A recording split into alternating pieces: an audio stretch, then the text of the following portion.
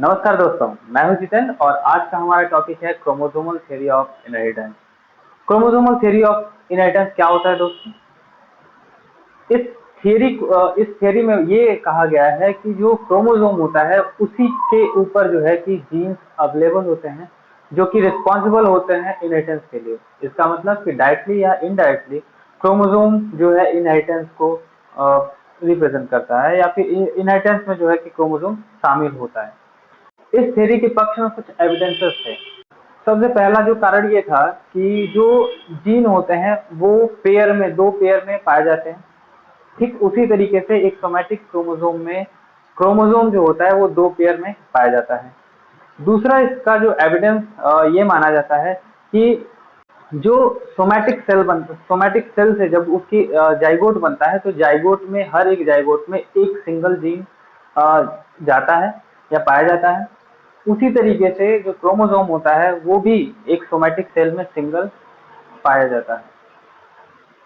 तीसरी बात करें तो मेंडल्स का जो इंडिपेंडेंट असॉर्टमेंट है उसमें ये कहा गया है, उसमें ये पाया जाता है कि जो जीन होते हैं वो इंडिपेंडेंटली असॉर्ट होते हैं।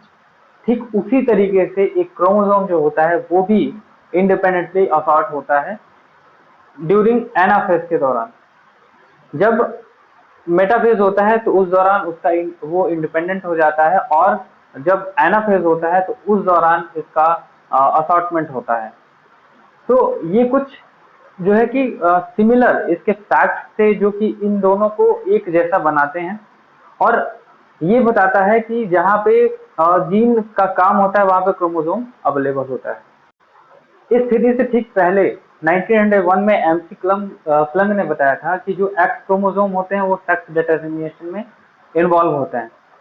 तो इसके पक्ष में कुछ साइंटिस्ट ने आगे जब वो काम किया तो उसमें अपने अपने एविडेंसेस को बताते गए।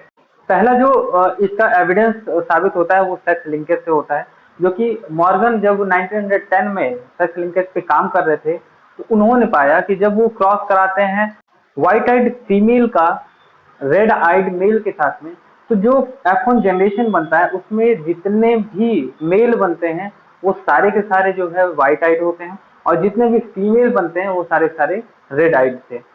तो इससे एक निष्कर्ष निकाला गया। यहाँ पे एक चीज देखने को मिलता है कि जो मेल के कैरेक्टर्स थे वो फीमेल में चले गए और फीमेल के जो कैरेक्टर्स थे वो मेल में ट्रांसफर हो गए। तो ये एक चीज दिखाता है कि जो एक्स क्रोमोसोम होता है वो रिस्पॉन्सिबल होता है सेक्स डिटरमिनेशन के लिए, जिसकी वजह से यानी कि जो एक्स क्रोमोसोम है जो पहले की फीमेल में था वो मेल में चला गया और जो मेल में था वो फीमेल में चला गया। इसके बाद 1913 में जब ब्रिज नामक साइंटिस्ट जो है कि वर्क कर रहे थे नॉन डिजेक्शन ऑफ क्रोमोसोम पे, तो उस दौरान उन्होंने देखा कि जो वर्मिलियन आइड फीमेल का क्रॉस जब हम नॉर्मल या रेड आइड ड्रोसोफिला के साथ में कराते हैं, मेल ड्रोसोफिला के साथ में कराते हैं, तो जो F1 जनरेशन बनता है उसमें से 3000 पॉपुलेशन में से एक पॉपुलेशन ऐसा होता है कि वर्मिलियन के कैरेक्टर मिलते हैं, यानी वर्मिलियन आइड जो है कि एक पॉपुलेशन मिलता है।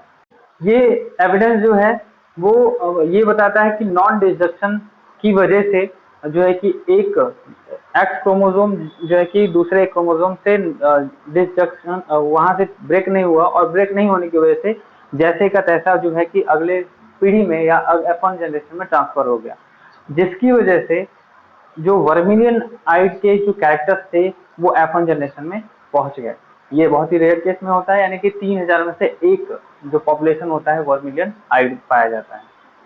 यही दोस्तों एक एविडेंस था जो कि इस थियरी के लिए कॉन्क्रीट साबित हुआ, जो कि इसको स्ट्रांगली रिप्रेजेंट करता था।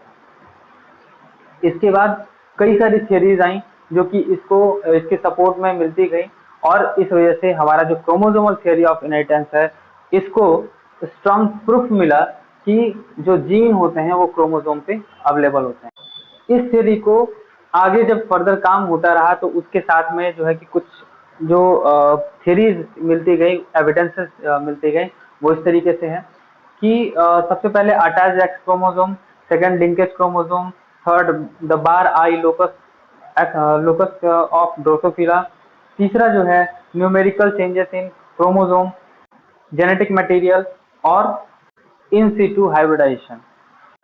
ये सारे के सारे जो थियरीज थी, ये इस थियरीज को, इस हाइपोथेसिस को सपोर्ट करता है और इस तरीके से हमें जो एक नई थियरी मिली।